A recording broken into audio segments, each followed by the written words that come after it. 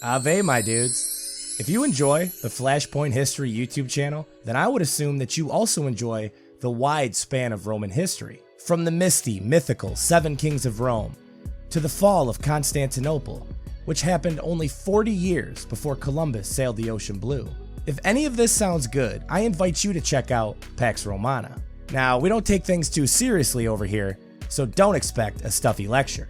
But we do ask TikTokers about Roman history. Thoughts on the crisis of the 3rd century? Is that what century we're in right now? We watch Joe Buck narrate famous Roman battles. They will be talking about the double wall for years. We even react to your controversial Roman hot takes. We play Roman-themed games and much, much more. If any of this has piqued your interest, why don't you come subscribe to Pax Romana? The Empire might have fallen, but we are still going strong. Now go enjoy some Flashpoint history. The YouTuber with the best voice in the business. I know I will.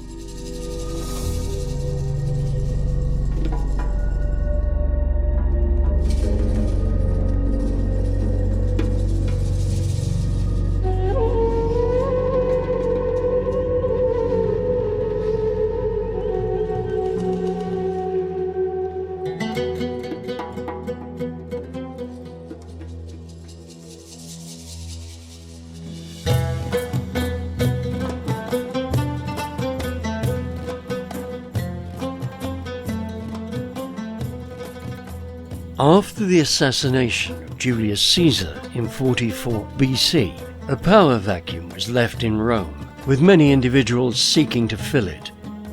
It was in this era that Octavian, the great-nephew of Julius Caesar, entered the political stage. To achieve complete power, he would pursue the strategy of salami tactics. After emerging as the victor in the Battle of Mutina against Mark Antony, Octavian became the consul of Rome. However, he was faced with the return of Caesar's assassins, Brutus and Cassius, who commanded a much larger army than Octavian. Therefore, Octavian entered into a political alliance with Antony and defeated Brutus and Cassius in the Battle of Philippi. They then formed a second triumvirate, which also included General Lepidus. Octavian got the western provinces, Lepidus got the North African provinces, while Antony got the eastern provinces. In 36 BC, pursuing his strategy of salami tactics, Octavian eliminated Lepidus and took control of the North African provinces. He was now only left with Antony. The final clash began in 32 BC, and 1 year later, in 31 BC, Antony was defeated at the Battle of Actium. Antony and his lover Cleopatra would kill themselves in 30 BC, just as Octavian was laying siege on Alexandria. His salami tactics had worked. Octavian was now the sole ruler of Rome. In 27 BC, he became the first emperor of Rome and got the title of Augustus. Augustus would rule the empire for 40 years and would die in 14 AD at the age of 75. However, there were suspicions that it was not a natural death and that he in fact was poisoned. But by whom? The suspicion was that it was by none other than his wife, Livia. A shout out to my channel, History Experience. We tell history in an exhilarating, thrilling, and breathtaking way, which allows you to experience different historical events and make you feel that you had taken part in them. We're currently covering the Byzantine-Sasanian War of 602 to 628 AD and are planning many exciting projects for the future, such as the wars of the Tamerlane, the Russian Civil War, and a month-by-month coverage of Operation Barbarossa. So subscribe to our channel and begin the wonderful journey. The link to the channel is in the description.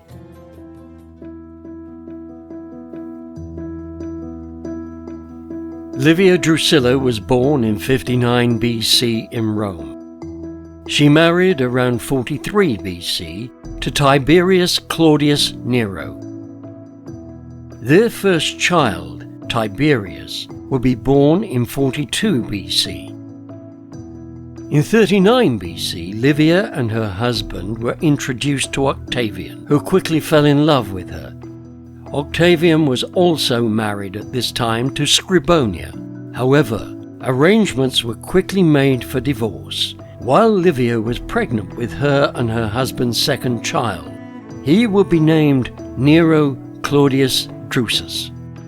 3 days after he was born, Octavian and Livia married.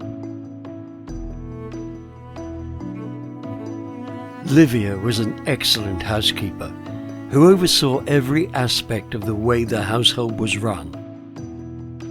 Augustus preferred to wear homespun robes rather than finer cottons or silks, so Livia produced all his clothes. This was no small matter, as it meant spinning and weaving open cloth, as well as sewing it.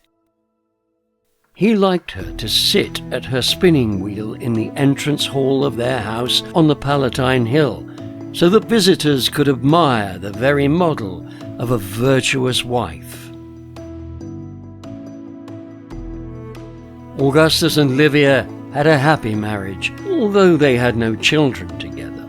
Therefore, the question of who would succeed Augustus remained wide open.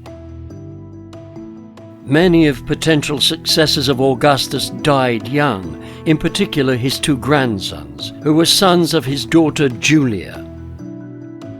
Livia's son Tiberius was then forced to marry Julia and was then declared the emperor's heir, and Livia may well have schemed, like any ambitious mother, to make this happen.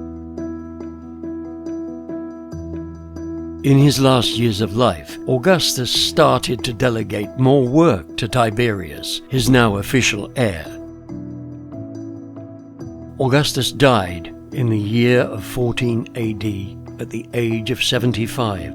He most likely died of natural causes. However, some speculated that he was poisoned by Livia, who could have been eager to see her son as emperor.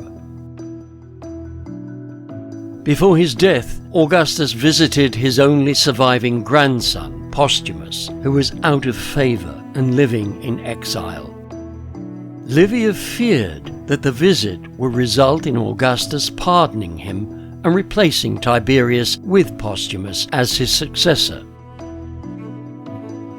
According to a historian, Dio Cassius, who wrote in the 3rd century AD, Livia smeared poison on the figs of a tree growing in the courtyard, leaving some untouched, then joined Augustus in eating them, taking only the innocent fruit herself. Interestingly, it was not reported what type of poison Livia used to smear on the figs. Romans used a variety of poisons. Some were extracted from plants like yew, hemlock, crocus, and deadly nightshade. They also used poison from animal substances like bull's blood and the extracted organs of certain lizards. This latter poison was believed to be highly toxic, but today would be harmless, if no doubt unpleasant to swallow. After eating the fruit, Augustus immediately started to feel unwell and went to his bedroom to lie down. After some time, many people gathered around Augustus to say their goodbyes to him, including Livia. To her, Augustus said, "Goodbye, Livia. Remember our marriage." After this, he reportedly put up his hands up in the air and said, "Have I played the part well? Then applaud as I exit." He died a few moments later.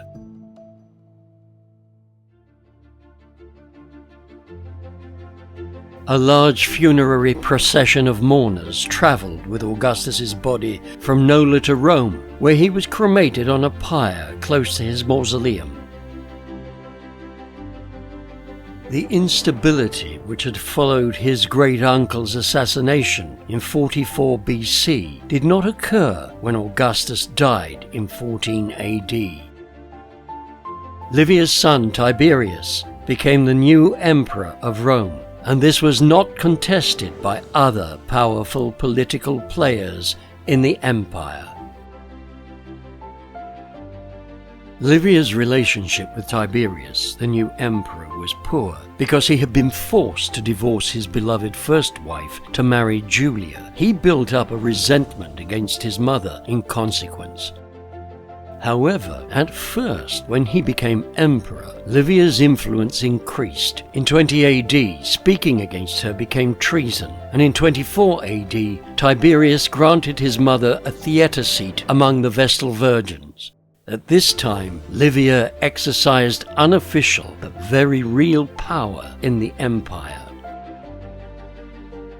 Over time, Tiberius grew annoyed at Livia's domineering interference in his affairs.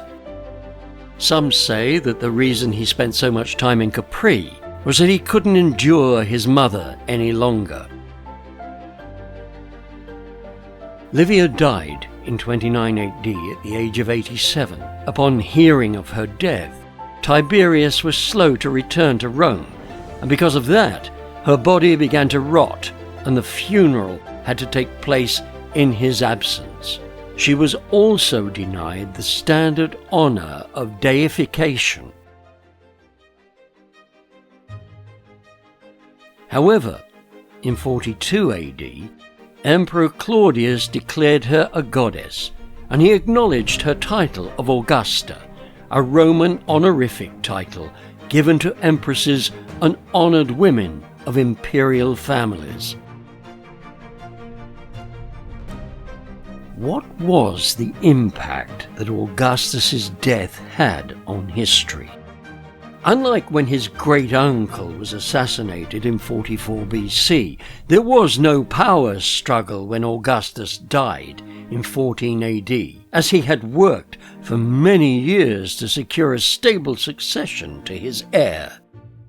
His death and the Tiberius succession solidified the new imperial system that Augustus had spent many years on building.